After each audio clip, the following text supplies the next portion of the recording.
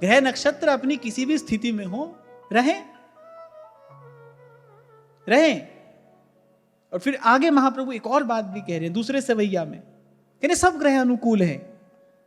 भानु दशम जन्म निशापति, सब ग्रह सुंदर अनुकूल। पर अंत में कह रही है गोविंद छाड़ भ्रमंत दसों दिस, करी है कहा नवग्रह नीके। बोलिए सब के सब उत्तम फल देने वाले भी हो, पर यदि तेरी मति कृष्ण परायण नहीं है, यदि तेरा मन हरि चरणों में नहीं लगा है, यदि तू प्रभु को ही छोड़कर और द्वार द्वार भटक रहा है, बोलिए सब के सब भी तेरा क्या मंगल कर लेंगे, ये तेरा क्या हित साधन कर लेंगे। पुनरपि जन्मम पुनरपि मरणम।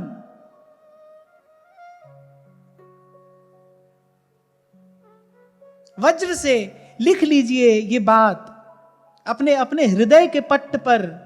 तापत्रय विनाशाय श्री कृष्णाय वयम। जिसके सिर ऊपर तू स्वामी, सो दुख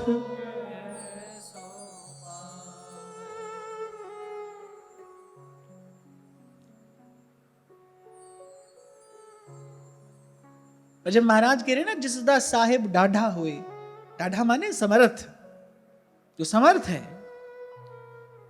और कई बार आपसे कहता हूं भाई, अगर आप समर्थ की शरण में जाओ तभी आपकी शरणागति सफल है।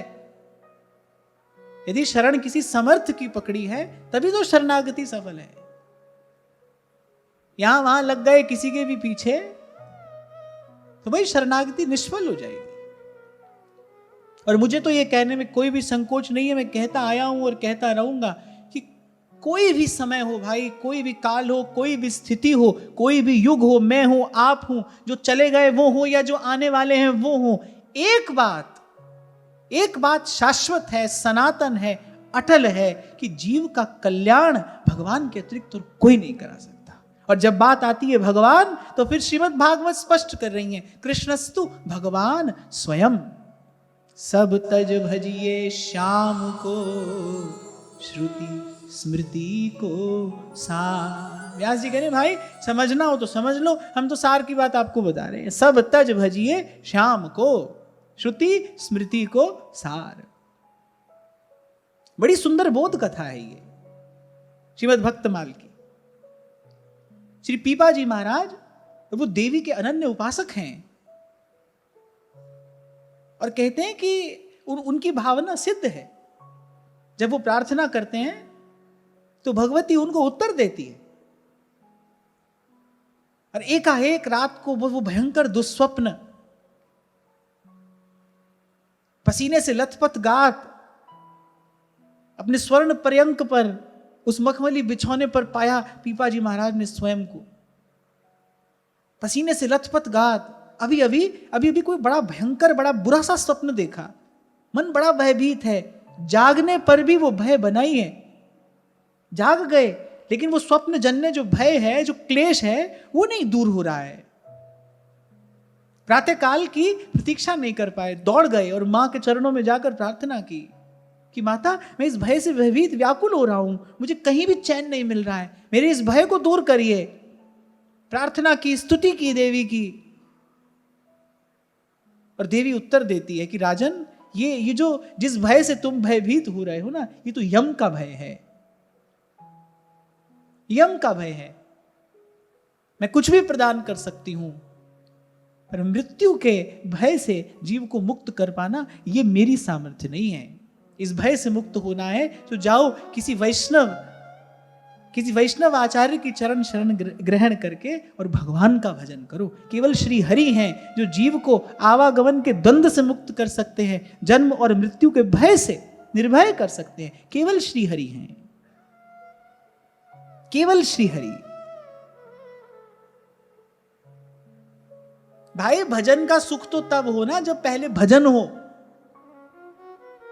आप कहते हो भजन में सुख नहीं है, भजन में आनंद नहीं आ रहा है, पहले भजन तो हो, भजन होगा तो भजन का सुख या भजन का आनंद मिलेगा। भजन तब तक कैसे होगा जब तक मन के तार कहीं कहीं अटके हैं, जब तक मति इस बात को पूर्ण रूपेण स्वीकार नहीं कर लेती जब तक बुद्धि के भीतर ये बात बैठ नहीं जाती कि भजवे को दोई सुघर के हरिदास, जब तक मन किसी ना किसी प्रकार से किसी ना किसी के भजन में आपको लगाए है, तब तक भाई भजन ही नहीं हो रहा है। भजन का सुख कैसे मिलेगा? कैसे मिलेगा भजन का सुख?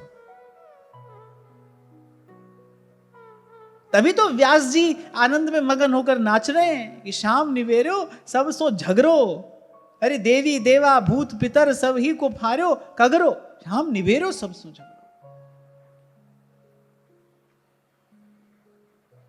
बड़ी देर लग जाती है ये बात समझ में आने में।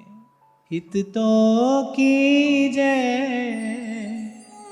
कमल नयन सो कमल नयन। और जिनके जीवन में भजनानंद की वर्षा हो रही है, एक बार उनकी बात तो सुनो, उनकी बात तो सुनो।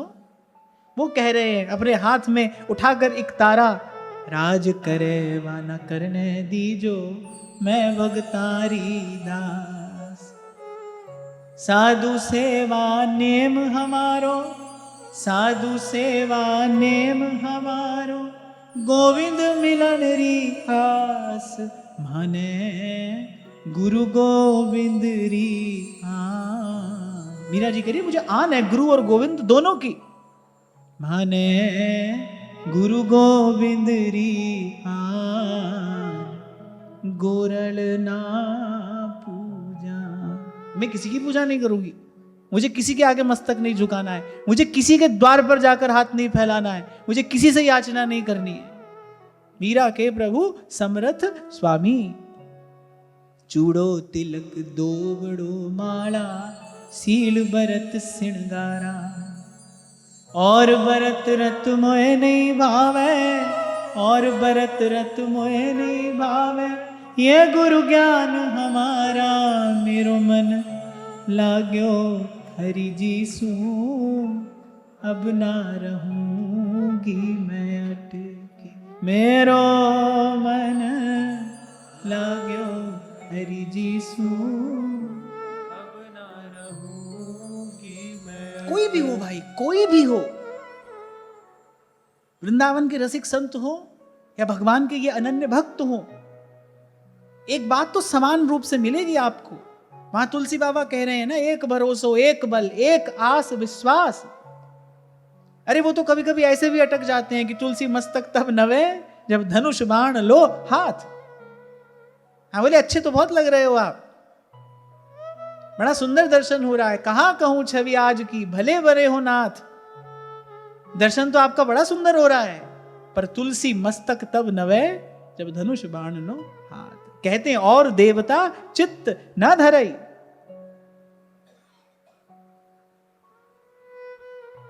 और सूरदास जी तो और दो पग आगे जाके कहते हैं, और देव सब रंग भिखार। ऐसी बात वैसे अन्यत्र कहीं पढ़ने को मुझे मिली नहीं। सूरदास जी ने जो लिख दिया,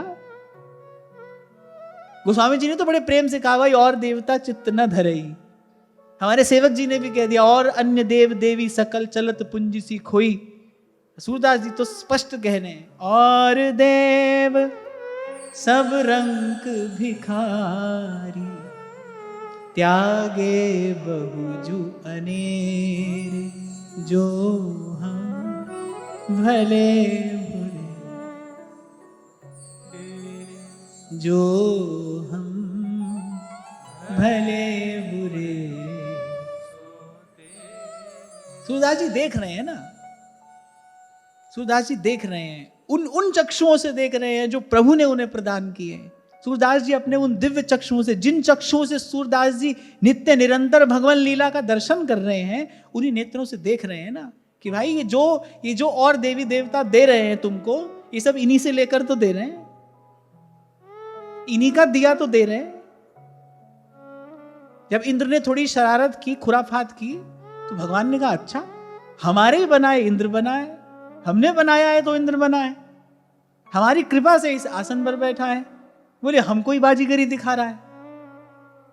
ब्रह्मा जी को जब भगवान ने देखा, बोले लो हमको सृष्टि बनाकर दिखाई, इनको सृष्टि बनाना हमने सिखाया। भगवान ने कहा बनाओ सृष्टि। अब बनाई सृष्टि, पर उसमें प्राण ही नहीं आए, सृष्टि में प्राणों का संचार ही नहीं हुआ, सृष्टि गतिमान ही नहीं हुई। तब भगवान से प्रार्थना की, बोले प्रभु ये बना तो दिया हमने, ये तो चल तो नहीं रहा है। बोले ये सब हमने बना तो दिया, सजा तो दिया, लेकिन इसमें कोई गति नहीं है, इसमें कोई चेतना नहीं है। तब भगवान ने कहा, अरे इतना भी नहीं जानते, ये प्राणों के प्राण तो हम हैं। जब तक हम इसका स्पर्श नहीं करेंगे, जब तक हम इसकी ओर नहीं देखेंगे, तब तक इसमें प्राण कहां से आएंगे। ब्रह्मा जी ने बनाकर दिखाई सृष्टि। भगवान ने कहा लो हमने बनाया, सिखाया इनको, हम ही को ये कर्तव्य दिखा रहे हैं। सूरदास जी तो देख रहे हैं ना, इसीलिए कह रहे हैं, और देव सब रंग भिखारी त्यागे बहुजू अनेरी। और सूरदास जी ये भी साथ में कह रहे हैं, बोले मैंने तो दूर से ही त्याग दिया है सब कुछ, दूर से। जैसे हम व्यवहार में कह देते हैं ना कभी किसी के लिए, भाई उसको तो हमारी दूर से ही राम राम है। सूरदास जी कह रहे भाई इन सबको हमारी दूर से ही राम राम है। सूरदास प्रभु तुम्हारी कृपा से, सूरदास प्रभु तुम्हारी कृपा से, पाए सुख जो जो हम भले बुरे सोते। अरे रस की बात तो महाप्रभु जी ने बड़ी देर बाद जाकर की, पहले तो यही समझाया, बोले बड़ी बड़ी दूर तक, बड़ी देर तक तो जीव इसी में उलझा रहता है। शनि कहाँ है, मंगल कहाँ है, कुछ दिन पहले आपको मैंने कहा था ना, जा जाकर पूछता है मेरा राहु कहाँ है, केतु कहाँ है। अरे जहां तुमने बिठाया है वहीं तो है। जैसा कर्म तुमने किया होगा, उस कर्म से जैसी ऊर्जा उत्पन्न हुई होगी, उसमें बैठा दिया होगा। 8वें 10वें 12वें जहां तुमने बैठाया हो तो वहीं बैठे।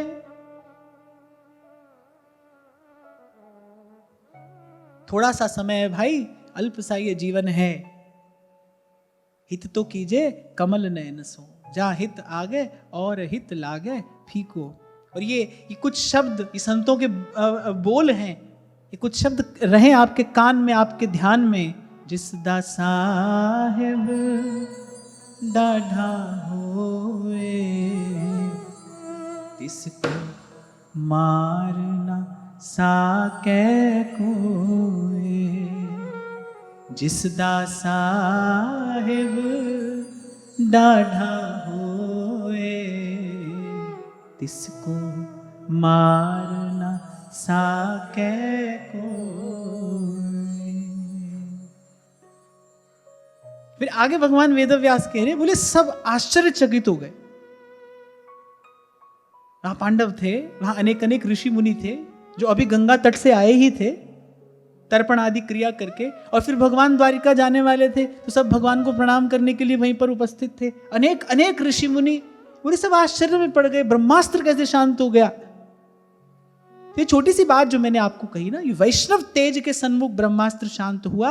और वैष्णव तेज कैसे प्राप्त किया जाता है? परोपकार से, परहित से, जीव मात्र पर दया से, क्षमा से, करुणा से, मैत्री से, सर्व के प्रति सद्भाव से, सबसे हित करके वैष्णव तेज प्राप्त किया जाता है। आपने सुना होगा संतों के जीवन में ऐसी घटना घटती है कि संतों के आश्रम में सिंह और बकरी एक साथ निर्वैर भाव से रहते हैं। ये वैष्णव तेज है, यही वैष्णव तेज है। इसके सन्मुख आकर बोले ब्रह्मास्त्र भी शांत हो गया। ब्रह्मास्त्र का एक अर्थ ब्रह्म वाक्य भी हो सकता है, ब्राह्मण का श्राप। परीक्षित जी के सन्मुख भी ब्रह्मास्त्र शांति हुआ। परीक्षित जी की मृत्यु तक्षक के काटने से नहीं हुई, तक्षक के काटने से पहले तो परीक्षित भगवान की सेवा में पहुंच गए थे। वहां भी ब्रह्मास्त्र शांत हुआ वैष्णव तेज के सन्मुख। परीक्षित की सदगति तो पहले ही हो गई। तो फिर भगवान वेदव्यास कहते हैं, भाई किसी को आश्चर्य नहीं करना चाहिए, क्योंकि ये जो सामने खड़े हैं ना, ये ऐश्वर्य की भी पराकाष्ठा है, ये माधुर्य की भी पराकाष्ठा है, और ये आश्चर्य की भी पराकाष्ठा है। इसलिए इनका नाम है कर्तुम अकर्तुम अन्यथा कर्तुम। जो किया जा सके ये वो भी करते हैं, जो ना किया जा सके ये वो भी करते हैं, और इन दोनों से बचकर कुछ रह जाए तो बोले ये वो भी करते हैं, ये वो भी करते हैं। करतुम अकर्तुम अन्यथा करतुम। इसलिए कोई ये ना सोचे ये कैसे हो गया, ये श्री कृष्ण हैं, ये आश्चर्य की सीमा है। और एक बात और कहकर मैं आगे बढ़ता हूं कि श्री कृष्ण जैसे तो श्री कृष्ण ही हैं, इनके जैसे बस यही है। हाँ, इस बात पर तो आप बजा सकते हो ताली। श्री कृष्ण जैसे श्री कृष्ण है। कृष्ण जिनका नाम है, गोकुल जिनका धाम है, ऐसे श्री गोपाल को बारंबार प्रणाम है, बारंबार प्रणाम है।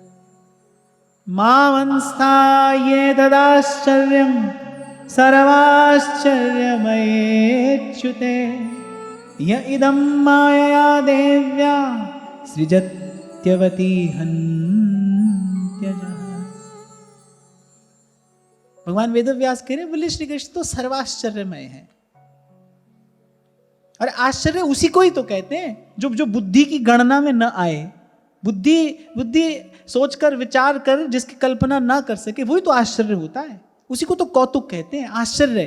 और बोले श्री कृष्ण सर्व आश्चर्यमय है, उनकी एक एक लीला आश्चर्य ही है, इसलिए बुद्धि से नहीं समझी जाती। श्री कृष्ण की कोई भी लीला बुद्धि से नहीं समझी जाती। तो जब भगवान जाने लगे तो पांडवों को तो ऐसा लगा कि जैसे प्राण जा रहे हैं शरीर से। श्री कृष्ण के मुखचंद्र को देख देख कर ही तो पांडव जीवन धारण करते हैं।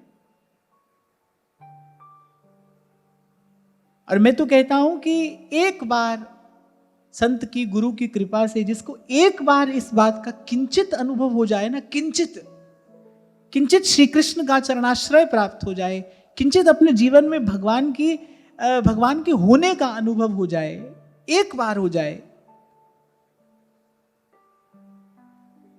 जैसे ध्रुवदास जी लिखते हैं ना, 3 लोक को राज सुख और देखो तुला चढ़ाए,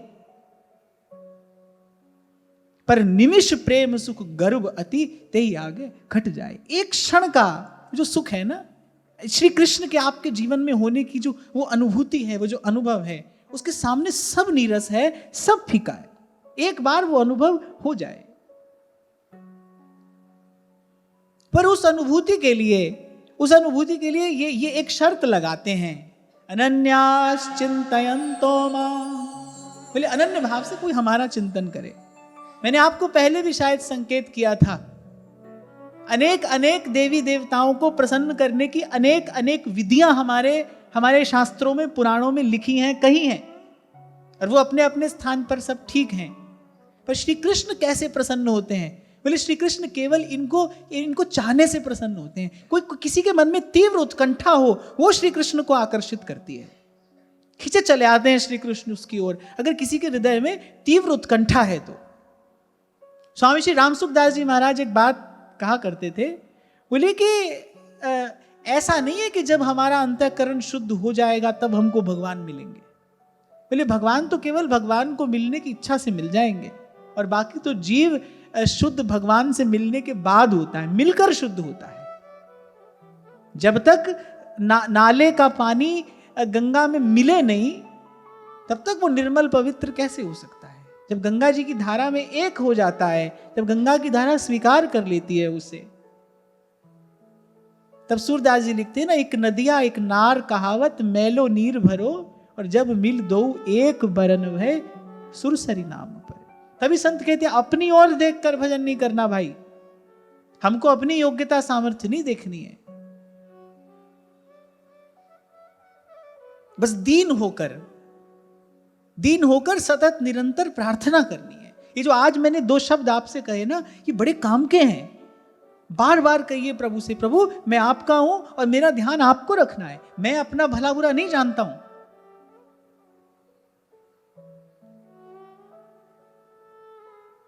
मैं तो मूढ़ हूं, मैं तो बार बार वो क्रिया करूंगा जो मुझे आपसे दूर लेकर जाएगी, मुझसे तो बार बार ऐसा कर्म होगा जो मुझे आपसे विमुख कर देगा।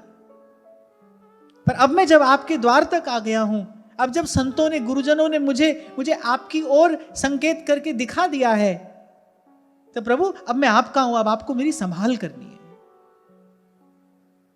कोई बड़ी कठिन कठिन प्रार्थनाओं की आवश्यकता नहीं है। इनको मनाने रिझाने के लिए कोई बड़ी बड़ी स्तुतियां, कोई बड़े बड़े पाठ नहीं करने आपको। सीधे सरल शब्दों में अपने मन की बात प्रभु से कह दीजिए।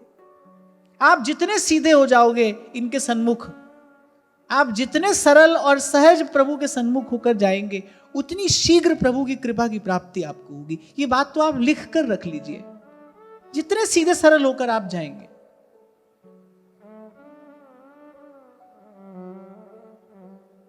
अरे भाई, प्रभु को जान लेने के बाद, प्रभु की कृपा से प्रभु को जान लेने के बाद संत कह रहे हैं, ज्ञान त्यान किछ करम ना जाना, सार ना जाना तेरी। महाराज कह रहे हैं, तीरथ व्रत को नहीं अंदेशा। अंदेशा समझते हैं ना, अनुमान। बोले उस विधि का तो मुझे कोई ठीक प्रकार से ज्ञान नहीं है, अनुमान भी नहीं है। तीरथ व्रत को नहीं अंदेशा, तुम्हारे चरण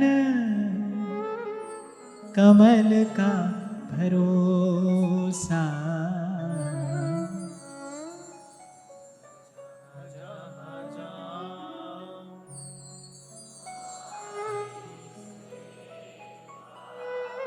और ये जो बात अब कही है, तुम सा ठाकुर और न देवा, साची प्रीत।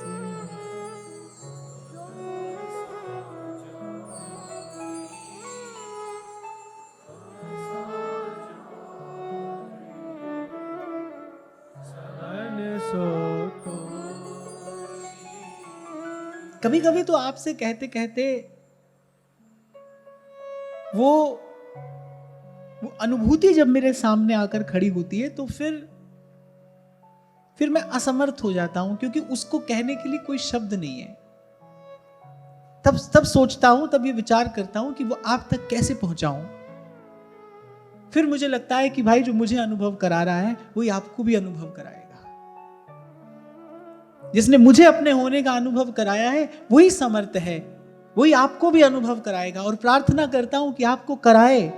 तुम्हारी कृपा ते तुद पिछाना, तू मेरी ओट, तू है मेरा मान। सब कुछ कीता तेरा होवे, सब कुछ कीता तेरा होवे, नाहि किछ असाड़ा जी।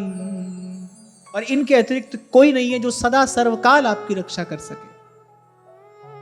प्रभु के अतिरिक्त कोई नहीं है जो सदा सर्वकाल आपकी रक्षा कर सके।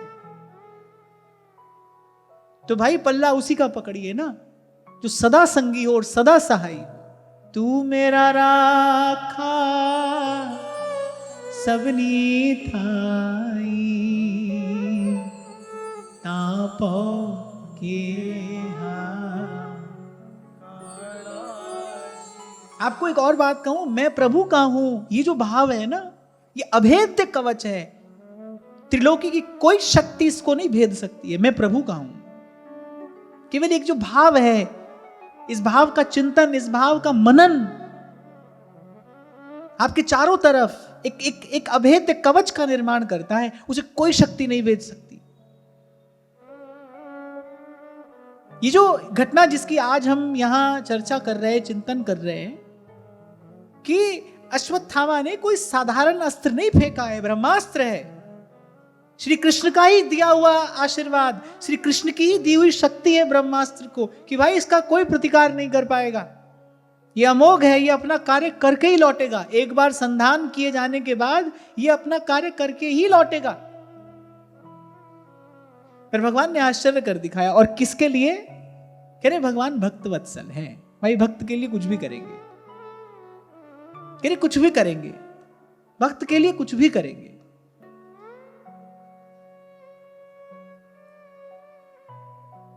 सब चकित हो गए, ये कैसे संभव हुआ। और यहां श्री कृष्ण ने एक प्रकार से अपने ऐश्वर्य का भी दर्शन कराया कि मैं कौन हूं। जैसे गीता में भगवान ने अर्जुन से कहा ना, गीता में भगवान ने अर्जुन से बिल्कुल सीधा स्पष्ट कह दिया, बोले बेटा जिसको योगी यति मुनि खोजते हैं ना, वो मैं ही हूं। जिसे कोई भगवान, कोई परब्रह्म, कोई परमात्मा, कोई ईश्वर, कोई जगदीश जगन्नाथ कहता है, वो मैं ही हूं, तेरे सामने खड़ा हूं, मैं ही हूं। इसीलिए गीता में मुझे तो श्री कृष्ण की अपार करुणा का दर्शन होता है। अर्जुन पर अपार कृपा कर रहे हैं भगवान, करुणा करके भगवान ने सब रहस्य बता दिया। सखा है ना वो सखा है, मित्र है, और मित्र से कोई बात छिपाई नहीं जाती, मित्र से कोई दुराव नहीं किया जाता। भगवान ने कहा भाई ये हमारा सखा है, हमारा मित्र है, इसको सब रहस्य बता देते हैं। और जब तक वो ना बताएं, जब तक वो न जनाएं, तुम्हारी कृपा ते तुद पछाना, तू मेरी ओट, तू है मेरा मान।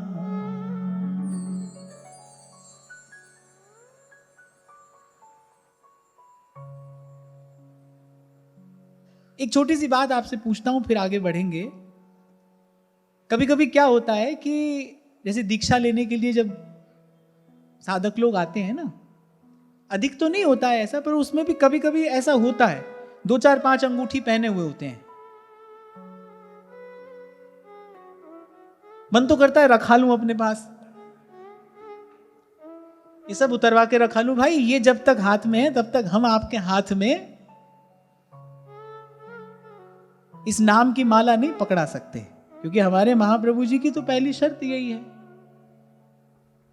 पहली शर्त यही है, सुख चाहत हरिवंश शहीद, फिर कृष्ण कल्पतरु से।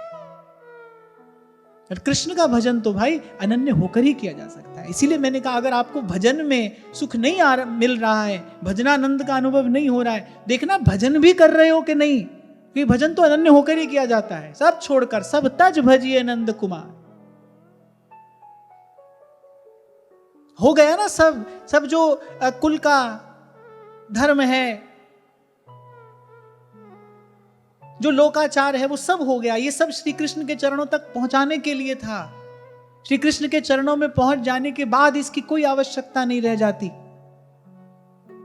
जितने सब साधन हैं, जहां लगी साधन वेद बखानी, जितने सब साधन हैं, ये सब भगवान के चरणों में जीव को पहुंचाने के लिए है। प्रभु के चरणों में पहुंच जाने के बाद फिर अन्यत्र देखना, ये तो महामूढ़ता है।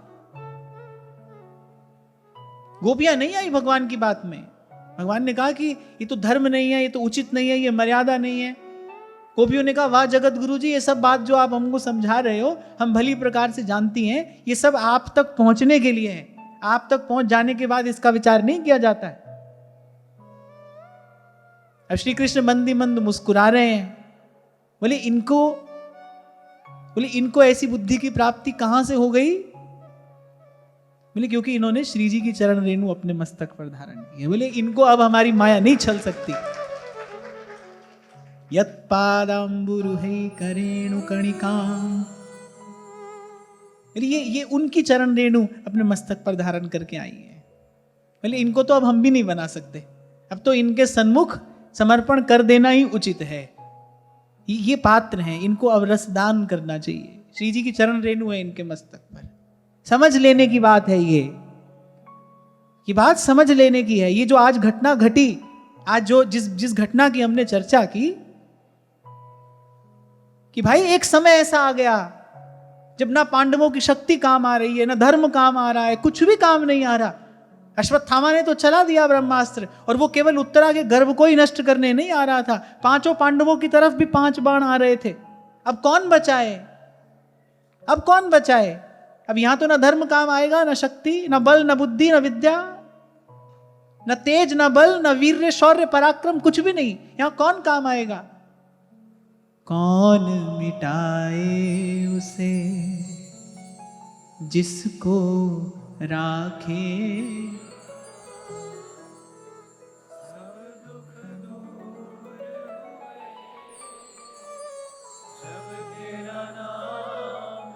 और जब सूरदास कहते हैं ना, जीते जीत भक्त अपने के, हारे हार विचारों।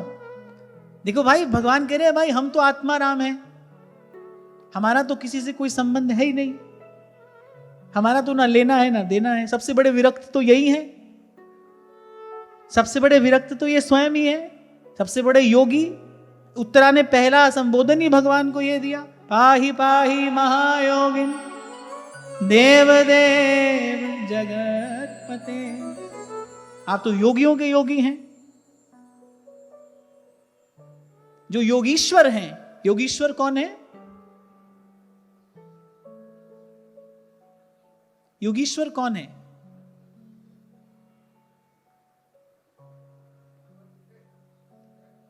ना, श्री कृष्ण योगेश्वर हैं। योगीश्वर भगवान शंकर हैं। सब योगियों के जो आराध्य है, जो ईश्वर हैं, वो भगवान शंकर हैं। और ये कौन है? ये जो योगीश्वरों के, ये योगीश्वरों के भी ईश्वर हैं। श्री कृष्ण योग के ईश्वर हैं, महादेव योगियों के ईश्वर हैं, श्री कृष्ण योग के ईश्वर हैं। अब समय नहीं है, नहीं तो मैं आपको और थोड़ा विस्तार से बताता, तो मैंने आपको संकेत किया, ये योगेश्वर हैं। इनसे बड़ा विरक्त कोई नहीं है भाई, इनसे बड़ा योगी कोई नहीं है। तो कह रहे भाई हमारा तो सीधे सीधे कोई लेना देना नहीं किसी से, पर भक्त का संबंध हम स्वीकार करते हैं। कह रघुपति सुन भामिनी बाता, आहा मानो एक भगति करनाता।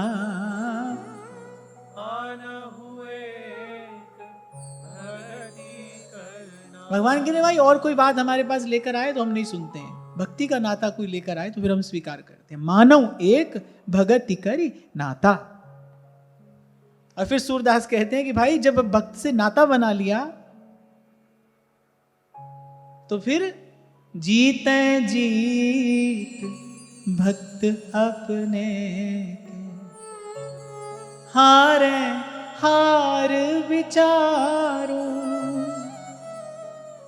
सूरदास सुन भक्त विरोधी, चक्र सुदर्शन जारो, चक्र सुदर्शन जारो।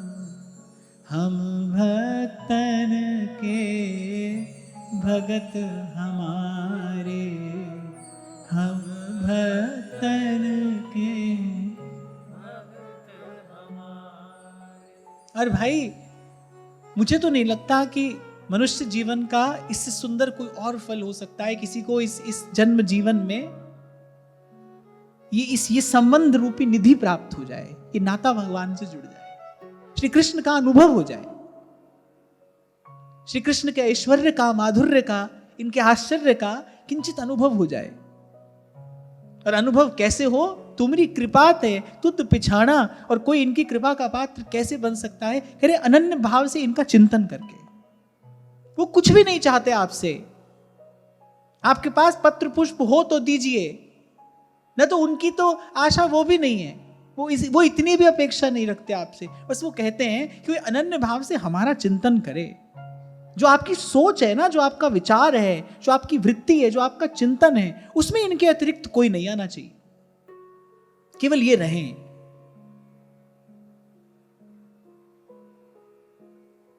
और मैं फिर कहूंगा भाई कि वो अनुभव कैसा है उसको बताने के लिए शब्द तो नहीं है, पर प्रार्थना करता हूं वही समर्थ है जिसने मुझे अनुभव कराया वो आपको भी कराए। क्योंकि भाई जो जो गांठ खुलती है ना, अविद्या की जो ग्रंथि खुलती है, सूरदास कहते हैं वो तो उसी अनुभव के बाद खुलती है। जब जीवात्मा को उसका अनुभव हो जाता है, जब वो किंचित वो जो झोंका लगता है ना उस कृपा की पवन का, और अनादिकाल से त्रिताप से तप रहा जो ये जीव है,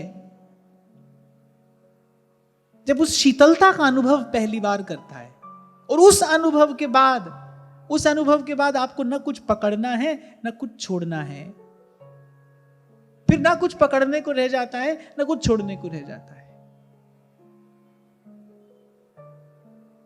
फिर तो गिरधर धनी धनी मेरे गिरधर मात पिता सुत भाई, गिरधर धनी धनी मेरे गिरधर मात पिता सुत भाई। और यहां पर आकर मैं प्रणाम करूं, बार बार प्रणाम करूं श्रीमद् भागवत को, कि श्रीमद् भागवत का ये प्रताप भी है और ये प्रसाद भी है कि ये मति को कृष्ण परायण कर देती है। अगर कोई शुद्ध भाव से श्रीमद् भागवत जी का आश्रय लेना तो ये जीव की गति मति को मोड़ देती है श्री कृष्ण की ओर। श्रीमद् भागवत के आश्रय के बाद जीवन में केवल कृष्ण रह जाते हैं, केवल कृष्ण, केवल कृष्ण।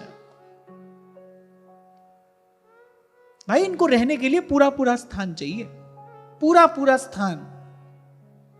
फिर कोई और वृत्ति, कोई और चिंतन, कोई और विचार वो ये स्वीकार नहीं कर सकते। तभी तो कहा था दुर्योधन से, बोली भाई या तो मैं अकेला रहूंगा या फिर ये मेरी सारी संपदा, सारी विभूति, सारी शक्ति ये सब कोई ले जाए, और या मैं अकेला निशस्त्र अकेला मैं रहूंगा। कहते हैं जब रथ सजाकर आए ना युद्ध के पहले दिन, भगवान जब सारथी के स्थान पर बैठकर आए, अर्जुन ने नहीं कहा था आप मेरे सारथी बनिए, अर्जुन ने नहीं कहा था, ये तो श्री कृष्ण की इच्छा थी। प्रेम के बस अर्जुन रथ हाँ क्यों भूल गए ठकुराई, सबसे ऊंची प्रेम सगाई, सबसे ऊंची प्रेम सगाई। अब जो रथ होता है ना उसमें सारथी का स्थान नीचे होता है, जो रथी होता है उसका स्थान ऊंचा होता है। श्री कृष्ण आए और कहा अर्जुन तुम्हारा रथ भी सज्ज है और तुम्हारा सारथी भी सज्ज है। अर्जुन ने कहा कि मैं आपको इस स्थान पर नहीं बैठा सकता, आपका स्थान नीचे है। भगवान ने कहा कभी कभी स्थान ऊपर और नीचे नहीं, आगे और पीछे देखा जाता है।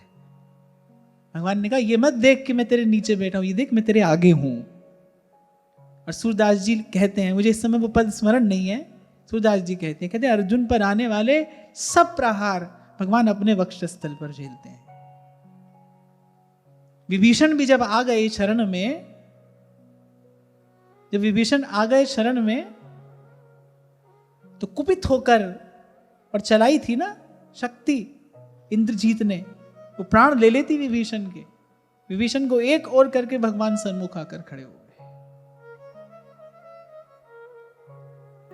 तो ठाकुर जी ने कहा अर्जुन से कि अर्जुन इस समय मैं नीचे नहीं, तू ऊपर नहीं, इस समय मैं तेरे आगे हूं, तू मेरे पीछे रहना, और बस मेरे पीछे ही रहना, क्योंकि इस दुस्तर सेना को पार करने का केवल एक मैं ही उपाय हूं, केवल एक मैं।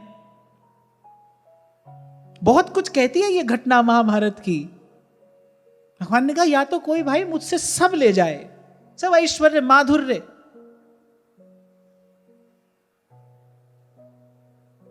भगवान कहते कोई या तो हमसे भाई सब ले जाए, सारा ऐश्वर्य ले जाए, हमारी सारी शक्ति विभूति सब, फिर दूसरी ओर कह रहे भाई हम अकेले हैं, अकेले मैं रहूंगा। और मैं तो बार बार मन ही मन प्रणाम भी करता हूं और मन ही मन बलिहारी भी लेता हूं अर्जुन के भाव की, कि कहा केशव मुझे बस केवल आपका हाथ चाहिए, बस केवल आपका साथ चाहिए, आप रहिए, आप हैं तो मैं निर्भय हूं, आप हैं तो मैं निश्चिंत हूं। और बस इतना ही कहकर मैं अपनी वाणी को विराम दूं कि जिसको भी जीवन में निर्भयता की इच्छा है, जिसको भी जीवन में निश्चिंतता की इच्छा है, तो उसके लिए तो भाई मार्ग यही है, एक ही है, यही है, एक यही है जो जीव को निर्भय भी कर सकते हैं, निश्चिंत भी कर सकते हैं। जिस दा साहेब डाढ़ा होए, इसको मार न साके कोई।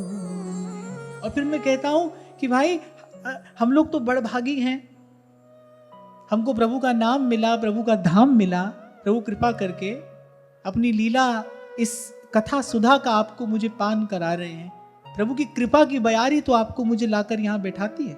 ये जो संयोग बनता है नित्य प्रति, ये जो आपका मेरा मिलना है, ये जो भगवान की लीला कथा है, भगवान की कृपा की बयार में बहकरी तो आप और मैं सब यहाँ पर आते हैं। प्रभु ने अपना नाम दिया, अपना धाम दिया, और कथा के माध्यम से सत्संग के रूप में प्रभु स्वयं तक पहुंचने का मार्ग भी दे रहे हैं। अब किस बात की देर है? मुझे तो कभी भी ये बात जचती नहीं जब कोई कहता है भगवान के घर देर है, अंधेर नहीं है। ना भाई, भगवान के घर देर भी नहीं है, भगवान के घर अंधेर भी नहीं है। देर भी हमारी तरफ से है और अंधेर भी हमारे ही घर में। और मैं तो कहता हूं देर ही अंधेर है। प्रभु की ओर चलने में जो देर है ना, बस वो देर ही अंधेर है। तभी तो महाप्रभु कह रहे हैं कि हरि पद भज और न विलंब कर। बोले देर मत करो, क्यों ना बिन कष्ट रस सिंधु को पीजिए। राधा वल्लभ कुंज बिहारी का दर्शन आपको मुझे सुलभ है, वृंदावन धाम है, प्रभु ने अपना नाम दिया है, कथा कीर्तन है।